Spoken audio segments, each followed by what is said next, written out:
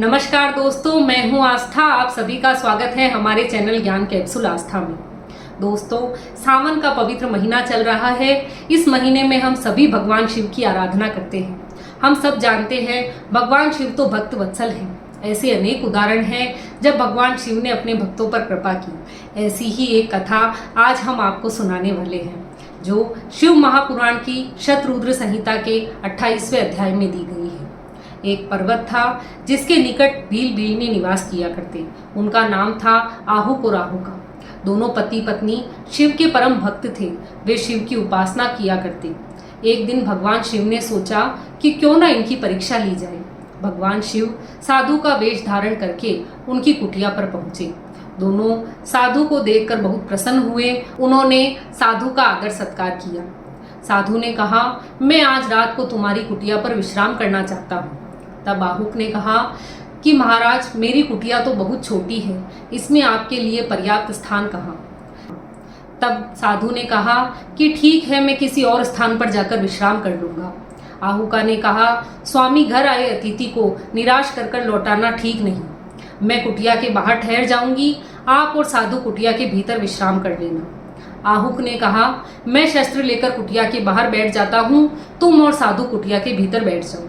मध्य रात्रि के समय तीनों की आंख लग गई और किसी हिंसक पशु ने आहुक पर आक्रमण कर दिया और उसकी हत्या कर दी। सुबह हुई तो साधु ने आहुक की हत्या पर दुख प्रकट किया। जब आहुका को यह पता चला तो उसने कहा कि स्वामी, यदि अतिथि के सत्कार में प्राण भी त्यागना पड़े तो यही हमारा धर्म है। मैं भी आपके साथ सती हो जाऊंगी। ऐसा कहकर उसने चिता सजाई और उसमें प्रवेश करने लगी। यह देखकर भगवान शिव साधु का वेश छोड़कर अपने वास्तविक स्वरूप में आ गए और आहुका से कहने लगे, मैं तुम्हारी धर्म परायणता और भक्ति पर बहुत प्रसन्न हूँ। मैं तुम्हें आशीर्वाद देता हूँ कि तुम अगले जन्म में विदर्भ देश की राजकुमारी दमयंती के रूप में जन्म लोगी और तुम्हारे पति निषद देश के राजा नल के रूप में जाने जाएंगे। तुम दोनों का विवाह कराने मैं स्वयं हंस का रूप लेकर आऊँगा। समय व्यतीत हुआ।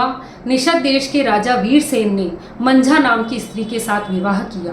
दोनों पति पत्नी प्रेम पूर्वक रह रहे थे, लेकिन राजा वीरसेन को एक सुंदर स्त्री सुनैना ने अपने जाल में फंसा लिया। राजा वीरसेन ने उससे दूसरा विवाह कर लिया। सुनैना मंझा से द्वेष की भावना रखती थी, इसी कारण उसने वीरसेन को मंझा के विरुद्ध कर दिया। राजा वीरसेन ने सुनैना की बातों में आकर अपनी गर्भवती पत्नी मंझा को देश निकाला दे दिया। रानी मंझा ऋषि मुनियों के आश्रम में रहने लगी। कुछ समय पश्चात उसके गर्भ से एक पुत्र का जन्म हुआ, जिसका नाम रखा गया नल। नल बहुत ही प्रखर बुद्धि के और वीर थे। उन्हें साधु संतों ने शिक्षा दीक्षा देना आरंभ किया। जब वह सभी विद्याओं में निपुण हो गए, तब रानी मंझा ने उन्हें सत्य बताया कि तुम निषद देश के राजा वीरसेन के पुत्र हो और तुम्हारी सौतेली माँ सुनैना ने षड्यंत्र पूर्वक हमें देश निकाला दिलवा दिया। यह सुनकर राजा नल ने निषद देश पर चढ़ाई कर दी और वीरसेन को पराजित कर दिया। राजा वीरसेन को अपनी भूल का एहसास हुआ। उन्होंने मंझा से क्षमा याचना की और राजा वीरसेन ने नल को निषद देश का राजा घोषित कर दिया। नल सुचारू रूप से राज्य का संचालन करने लगे। इधर विदर्भ देश में राजा भीष्मक के घर राजकुमारी दमयंती का जन्म हुआ। दमयंती भी युवावस्था में पहुंच चुकी थी। तब भगवान शिव ने सोचा कि अब मुझे इन दोनों का मिलन करवाना चाहिए। भगवान शिव सुनहरे पंखों वाले हंस का रूप धारण करके राजकुमारी दमयंती के महलों में पहुंचे। जब राजकुमारी ने इतना सुंदर हंस देखा तो वह उस पर मोहित हो गई। वह उसे अपने पास रखने लगी। हंस बहुत ही अनोखा था। वह मनुष्यों की तरह बातें करता और मोतियों का भोजन करता। राजकुमारी दमयंती उसे मोती चुगाती। कुछ समय पश्चात हंस उड़कर निषद देश के राजा नल के उद्यान में पहुंच गया। जब वह वहां पहुंचा तो उसका एक पंख टूट गया। वह घायल हो गया।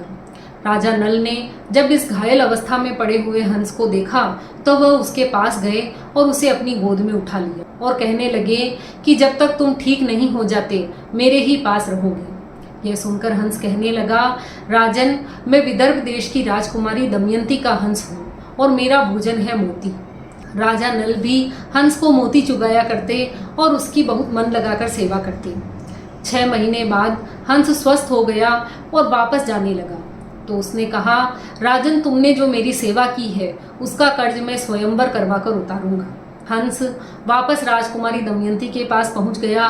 राजकुमारी उसे देखकर बहुत खुश हुई।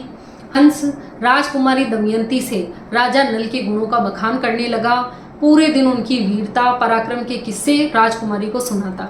राजकुमारी मन ही मन राजा नल पर मोहित हो गई और उनसे मिलने की प्रतीक्षा करने लगी। राजा भीष्मक ने अपनी पुत्री दमयंती के स्वयंवर का आयोजन करने का निश्चय किया। राजकुमारी दमयंती तो बहुत ही रूपवती और गुणवान थी। उनसे विवाह तो मनुष्य क्या देवता भी करना चाहते थे। राजा इंद्र, यम, अग्नि, वरुण सभी देवता उनके स्वयंवर में भाग लेने पहुंचे, लेकिन वहां पहुंचकर उन्हें पता लगा कि राजकुमारी तो राजा नल को पसंद करती है। सभी राजा पंक्ति से बैठे। इंद्र, यम, अग्नि, वरुण सभी देवता राजा नल का रूप लेकर उनके पास ही बैठ गए। राजकुमारी हाथ में वरमाला लिए राजा नल को ढूंढने लगी, लेकिन जब वह राजा नल के पास पहुंची तो उन्होंने देखा कि एक जैसा रूप लिए 5 व्यक्ति बैठे हैं। इसमें से वास्तविक राजा नल की पहचान कैसे की जाए? बुद्धिमान राजकुमारी ने गौर से देखा तो 4 में से एक ही व्यक्ति की परछाई उन्हें दिखाई दी और वह बहुत ही शांत बैठा था। अन्य सभी कुछ घबराए हुए थे। राजकुमारी पहचान गई कि यही वास्तविक राजा नल है।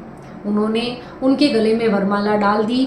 इस प्रकार राजा नल और दमयंती का विवाह हुआ। तो यह थी राजा नल और रानी दमयंती की कहानी। मुझे आशा है आपको यह अच्छी लगी होगी। अगर आपको यह अच्छी लगी तो वीडियो को लाइक कीजिए, चैनल को सब्सक्राइब कीजिए। धन्यवाद।